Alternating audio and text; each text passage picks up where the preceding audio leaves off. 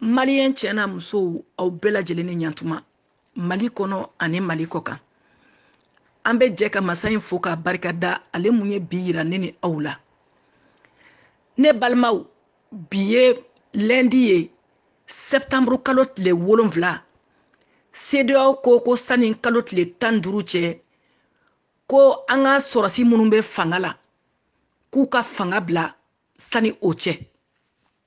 ne balimaw n'o de fɔ IBK talen ngo an ye bataille de gagner mama kɛlɛ gagner fɔlɔ ne balimaw o man ka bali hadamaden jɔn si la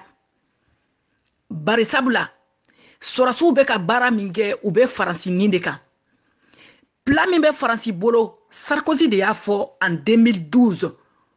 ko Mali n'i ye Mali ta k'a lajɛ ko Faransi bɔ Mali la siɲɛ 3 de o kɔrɔ ye mun ye Mali bɛ se ka tila jamana 3 ye o projet de bɛ Faransi bolo contre le Mali ne balimaw n'aw y'a jateminɛ IBK ta ani bi cɛ an ka soldaw bɛ ka terroriste faga cogo min na u bɛ k'u faga ten donc o bɛ Faransi ka projet de tiɲɛ projet min bɛ Faransi bolo k'anw ka jamana balkaniser kɔrɔ tɛ dɔwɛrɛ dɛ ka jamana tila 3 ye o projet de b'u bolo o de y'a to i b'a mɛn ko nord centre ani sud o y'a tilalen de ye 3 ye ne balimaw aw ka dɔn k'a fɔ ni sɔrɔsi ninnu taara Mali bɛ tila saraka sita la sɔrɔsi ninnu bɛ Faransi nin de kan projet min b'u bolo k'anw faso tila 3 ye o de filɛ bolo dɛ anw de sigilen bɛ Faransi ya anw b'a dɔn de quoi ils sont capables. Le Mali est un peuple souverain en temps normal. Aw ka dɔn k'a fɔ ko CEDEAO mɔgɔw sigilen tɛ tubabu faransiw kama dɛ.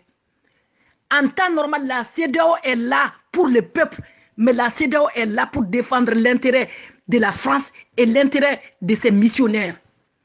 Ça veut dire que CEDEAO en temps normal, n'a fɔra k'an ka taa sariya sira fɛ CEDEAO kun bɛ yen de ka jamanadenw ka hɛrɛ sigi mais CEDEAO bɛ yen nɔ de ka Faransi ka hɛrɛ défend ani hɛrɛ minnu bɛ fanga la u yɛrɛ ka hɛrɛ k'o de défend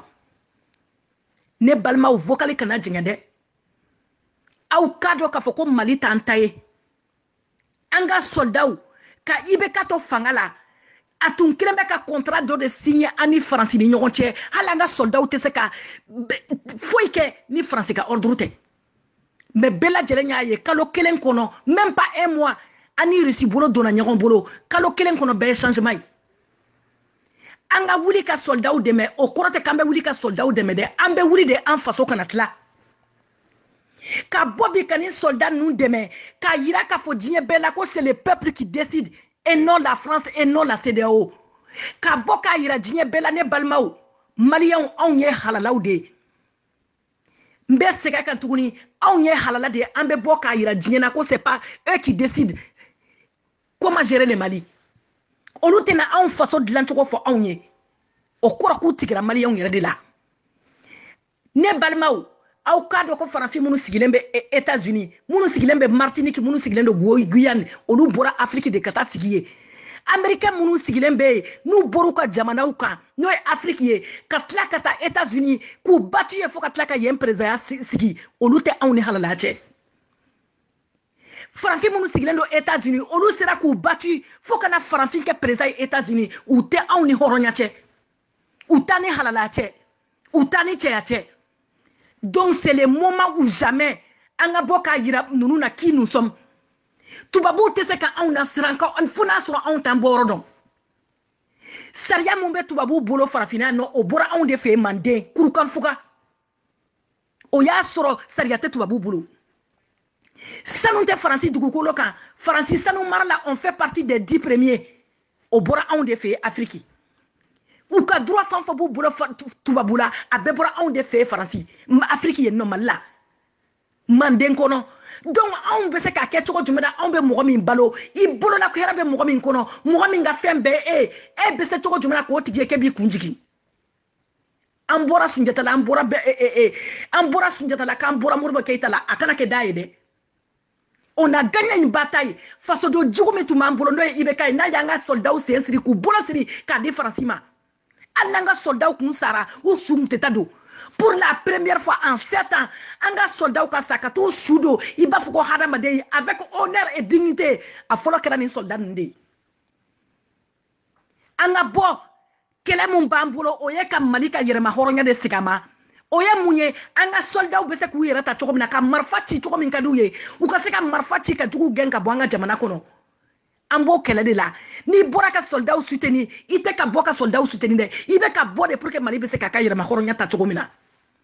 mais au cas don amba fawye ante se ga foli la faransi kilente ni ko jukoro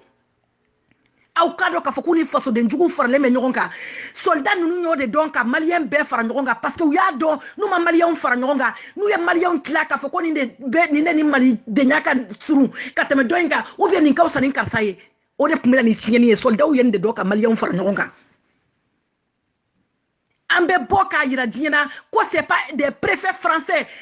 CEDEAO est composé des préfets français ko lutena anga mali joka da ama utena anga mali chika da ama mun kadi malien yo bode ke mu kotena anga fen dicter ankuna parce que am bora mo ko na ma dicter lukuna murbo keita ma kunjigi de golier